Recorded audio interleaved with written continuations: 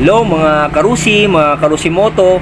Mga karusi moto, no, i-vlog natin tong Rusi Macho 150, no. Ano to? Repo ito, repo. Bali mga karusi, yung down payment lang nito 1,000 lang, no. Murang-mura. Tapos ang monthly niya is 2,400 for 15 months. Oh. Tara mga karusi, silipin natin, tingnan natin ito. Ito yung itsura niya mga karusi, oh. Bali mga karusi moto, repo ito, no. TC Macho 150. Bali yung speedometer niya mga karusi, no, ito. Bagong-bago pa lang ito, 3951 pa lang, mag 4,000 pa lang yung takbo niya. Ayan mga karusi. Ayan. Ulitin mga karusi, ano to, down payment niya 1,000 lang. Tapos 2,400 yung monthly in 15 months. Kaya murang-mura na mga karusi. Ayan.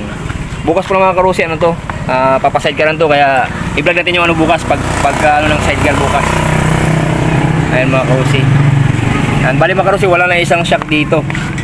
Ayan, wala kasi repo ito eh. Ayan, kasi kadalasan sa mga ano nito, mga walang sidecar, tinatanggalan na isang shock dito para ano, hindi matigas.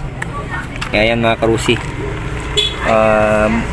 Rusi Macho TC 150. Ayan.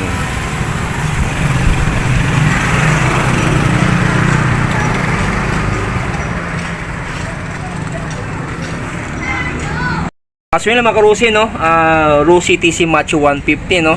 Abangan natin bukas mga karusi, kagabitan ng sidecar ito. Okay mga karusi, salamat sa panonood. God bless everyone, more power, keep safe, sana nasa mabuti kayong kalagayan. Bye bye mga karusi moto.